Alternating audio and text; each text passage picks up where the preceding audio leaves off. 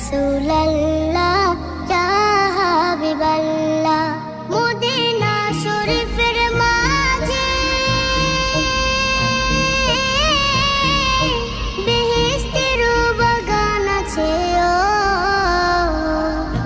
সেই বাগানে শুয়ে আছেন, সেই বাগানে শুয়ে আছেন